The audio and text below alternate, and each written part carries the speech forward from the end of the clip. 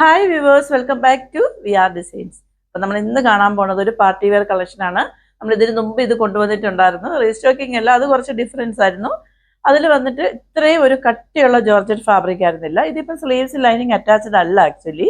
പക്ഷെ എന്നാലും ഇത് നല്ല ക്വാളിറ്റി ആയിട്ടുള്ള നല്ല ഒരു ക്ലോത്ത് ആണ് കേട്ടോ. അങ്ങനെ നേരിലൊന്നും അടിക്കത്തില്ല. ഒരുപാട് കസ്റ്റമർ എനിക്ക് റിക്വസ്റ്റ് ചെയ്യാറുണ്ടായിരുന്നു, നിഴലിലടിക്കുന്നു, അപ്പോൾ കുറച്ചുകൂടെ കട്ടിയുള്ള ഫാബ്രിക് കൊണ്ടുപോകാം, അല്ലെങ്കിൽ ലൈനിങ് കൊണ്ടുപോകാന്ന് പറഞ്ഞിട്ട് നമ്മൾ ലൈനിങ് ഉള്ള ടൈപ്പ് കൊണ്ടുവരാറുണ്ട്. പക്ഷേ ഇതിലൊക്കെ ലൈനിങ് ഇല്ലാതെയാണ് വരുന്നത്. പക്ഷേ എങ്കിലും നമുക്കിത് കംഫർട്ടബിൾ ആയിട്ട് വെയർ ചെയ്യാം. ഇപ്പം ബ്ലാക്ക് ആണ്, അത്യാവശ്യം ഫെയർ ആയതുകൊണ്ട് തന്നെ ബ്ലാക്ക് ആണെങ്കിൽ അത് നിഴലിൽ നന്നായിട്ട് അടിക്കും.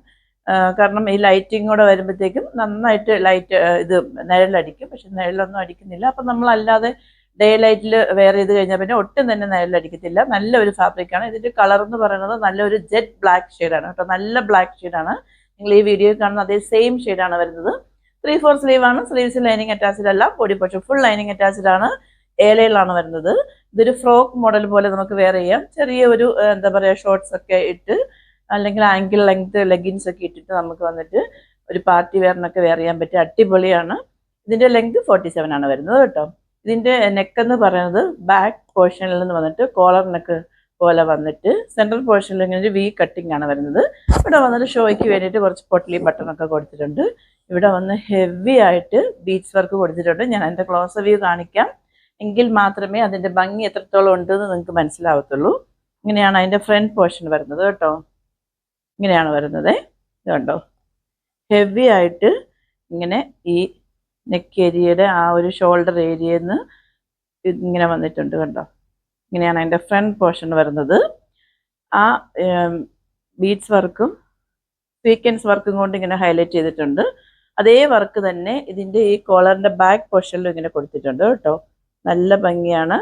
നമുക്ക് ചെറിയ ഇതേപോലത്തെ, ഇപ്പം ഞാൻ കുറച്ച് ഒരു വലിയ ലെങ്ത് ഉള്ള ഒരു ചെയിനാണ് വെയർ ചെയ്തിരിക്കുന്നത്.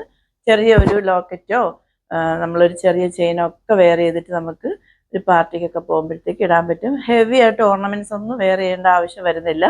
ഇതിൻ്റെ സ്ലീവ്സ് കണ്ടോ, ഇത്രയും കട്ടിയുണ്ട്. ഞാൻ പറഞ്ഞില്ലേ നിഴലടിക്കത്തില്ല എന്ന്. നല്ല ഒരു ജോർജറ്റ് ഫാബ്രിക് ആണെങ്കിൽ തന്നെ നല്ല ഫാബ്രിക്കാണ് കേട്ടോ. ഇങ്ങനെയാണ് അതിൻ്റെ ഫ്രണ്ട് പോർഷൻ വരുന്നത്. ബാക്ക് പോർഷൻ വന്നിട്ട് ഇങ്ങനെയാണ് വരുന്നത്.